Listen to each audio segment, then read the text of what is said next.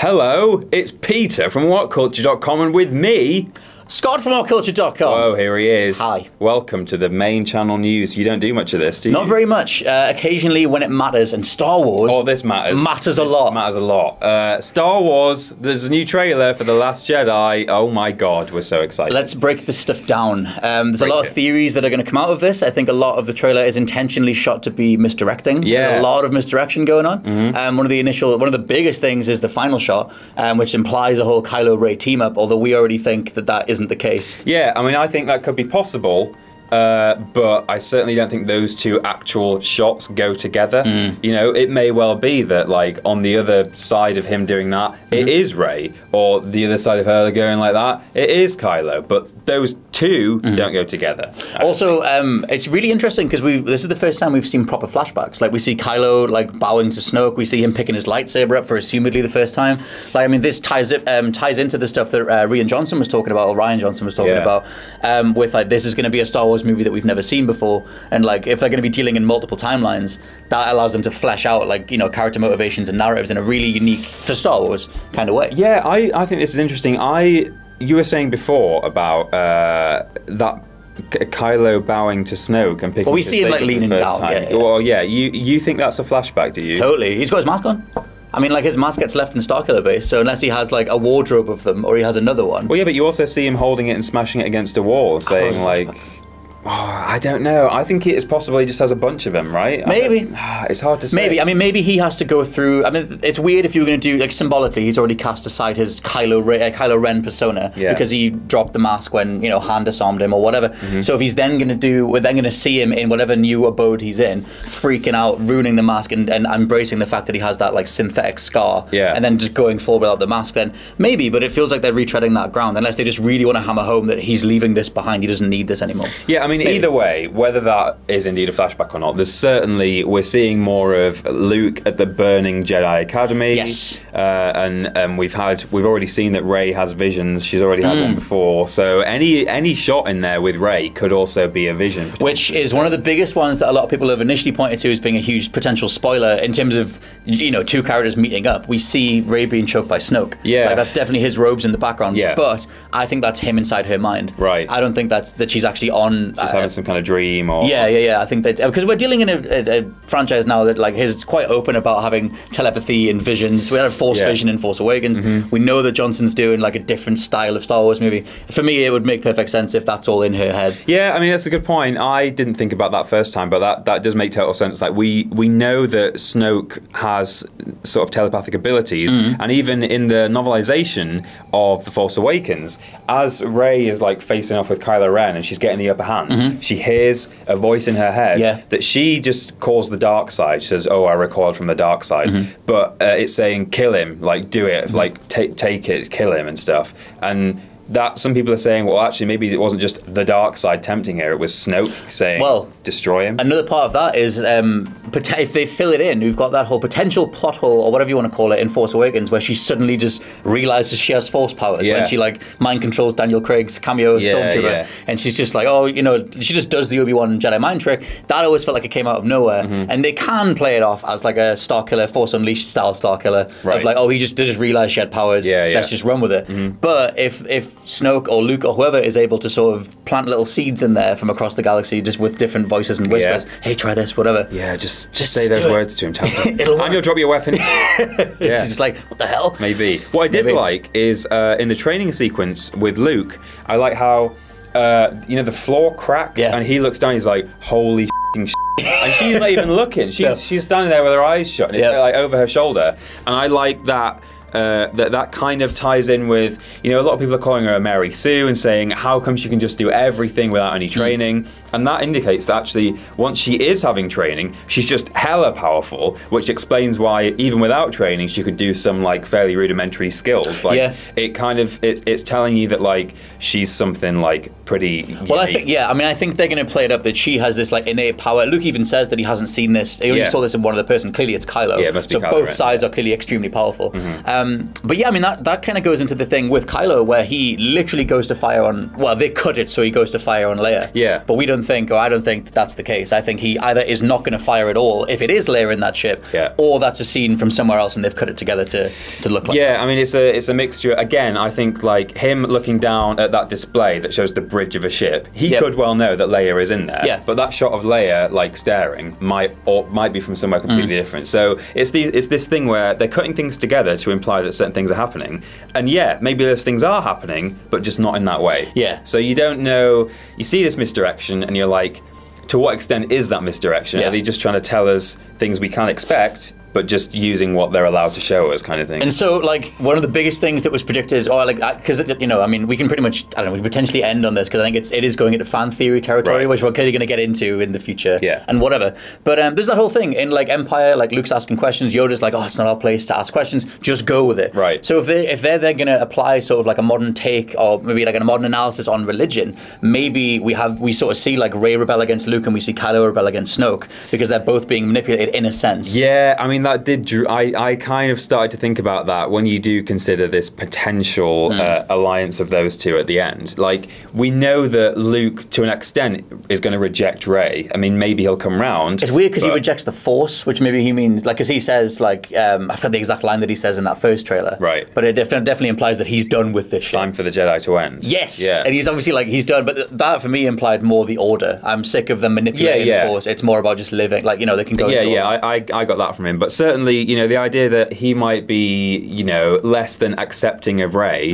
and then maybe Kylo is also aware that, again, we don't know this is happening, but it might be that Snoke is trying to bump off Kylo in favor of Rey. And if the two of them get together and think, okay, my master is like doing me over, mine's doing me over, okay, let's like rebel against the Order then, against the whole weird system. If we then see Snoke and Luke team up, even if it's thematically they're both on the same side. And we do see Rey come out of the water and Luke has the grey robes on. Yeah. And I've always been, like, Return's my favourite one. I've always been a huge proponent of Luke being the Grey Jedi, hacking the living hell out of Vader, embracing the dark side. Have you seen that deleted scene from before he arrives at Jabba's palace? No. Where he's sitting in a cave and he's building his lightsaber, because, you know, he loses it in Empire. And he's got like this hood up and like shadow across his face. Right. And obviously you get that later on when he enters Jabba's palace and he's like choking the Gamorrean guards and stuff. But like that scene as well, it's like proper kind of, Luke could actually be a really dark person inside. Yeah, and one of the original versions of Luke, I mean, Mark Hamill told George Lucas back in the day that he wanted Luke to come back and be evil in the third one. Right. He had this old sketch of him with a top knot and everything. Really? So like, well, maybe we can take that out for the video. But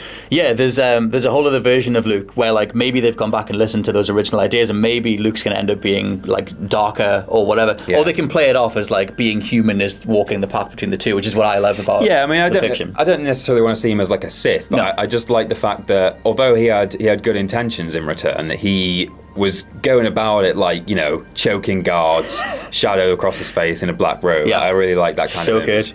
So yeah, maybe.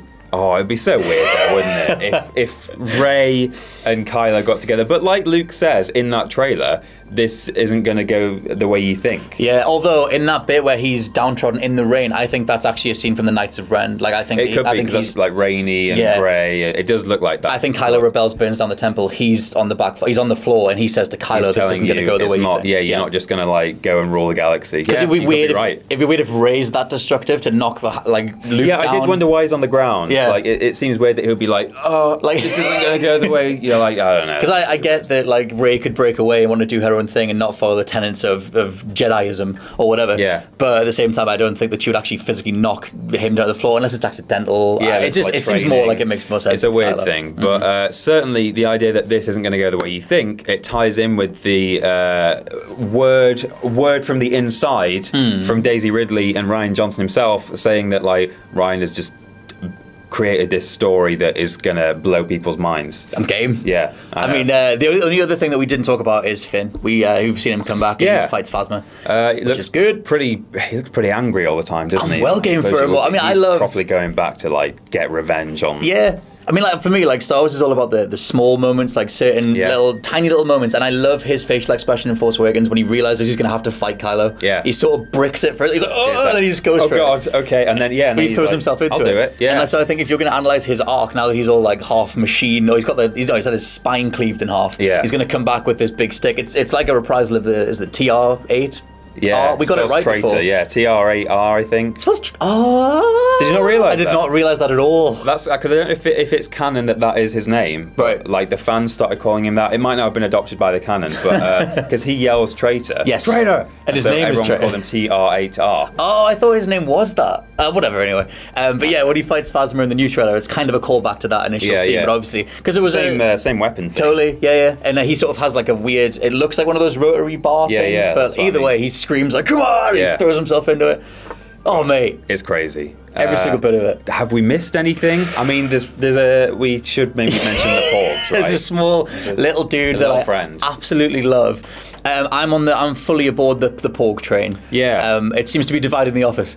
But we were talking to Jules earlier, and he's completely anti-Porg. Many people are. I mean, the people who support the Porgs are just slightly outnumbering the negatives. Yeah. I think it's easy to just be like, what the hell is this? It doesn't feel like it. Especially thematically, you've got a very dark, serious trailer with a random little bird thing squealing in the middle of it. Yeah. But I like that because it reminded you, like, hey, this is still Star Wars. We still have like nice, playful little elements. It's still fun for all the family. Like, you know, and plus, like, his reaction to Chewbacca's roar was just to try and do his best, which I thought was adorable. Yeah, I thought it was cute. Like, I agree that some people might think, what is this? This doesn't work. But what they mean is, and whether they know this or not, they mean it doesn't work with the themes of the trailer and potentially the themes of the film, but it does technically work with Star Wars. Oh, absolutely, like, yeah. It's like an Ewok, or it's even like a Jawa, I guess. And I think that's the go-to is like, oh god, they're doing Ewoks again. It's like, okay, it's not 1987 or whatever. No, I mean they're not going to be overthrowing the First Order. No. Like, well, it might be. Well, I'd watch that. They better not be. I'd watch them do it. I don't mind if one bites a stormtrooper or whatever. Are they still called stormtroopers? Yeah. Yes. Yeah.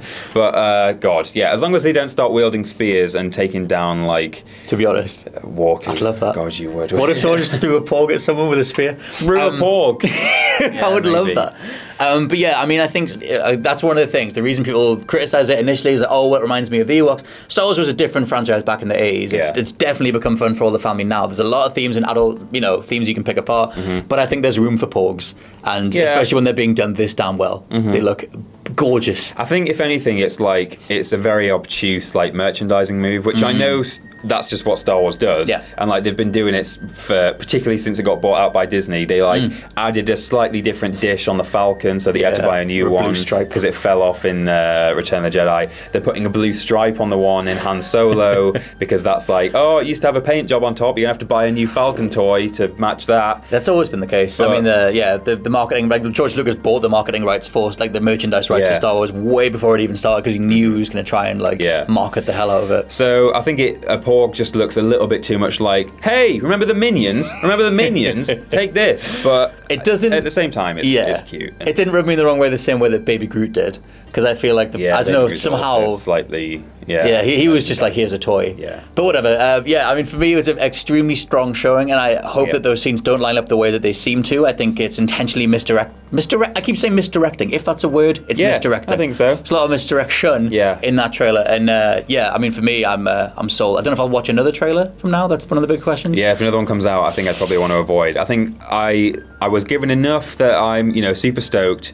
And super snoked. Or snoked. Hey. Yeah, there we go. We got it at the same time. But not enough that like I felt like it was any major spoilers there that I didn't want to know. I think they would be. I think they're too good at this stuff, especially considering the way that Force Awakens was handled, trailer wise, to put that stuff in that order in the trailer. I think the people that are going, oh god, it just spoiled everything. I think they want you to feel that because they're going to use that to misdirect you. Yeah, I think and when you look back to the previous Last Jedi teaser, they could be two totally different films. Yeah. Some of the shots are obviously shared, so it's the same film. But you know what I mean? Like, a lot of it just seemed completely different narratively, and I like that because I don't know what to think. Same. And again, there was misdirection back there where it showed like the Jedi Temple burning and then Phasma walking through a burning thing, and everyone was like, "What's that all about?" But then the floor's all shiny, so it can't be the temple. So they do a lot of this, and for now, we're going to have to sit tight and see what else comes out. If indeed we want to, which I don't think I want to. Giddy. Yeah, me too. You're potentially going to be writing some stuff, or certainly James will be. Yes, Mr. James Hunt has already done a whole ton. If you check out the main site, yeah, I'll be popping back and forward. I'll do what I can. I analyse the hell out of Force Awakens. Yep. So we'll see. And I've got a video coming out hopefully this week about, I don't know how many, but X new things that we learned from this trailer, because there's a whole load of new stuff. Oh, there's the walkers we not talked about. There's too much. We're going to have to just end it here. Just stick with Whatculture and we'll talk about it elsewhere. We shall. Oh, okay. Well, for now, I've been Peter from Whatculture. I've been Scott from Whatculture. And we'll see you very soon. I'm exhausted. Bye.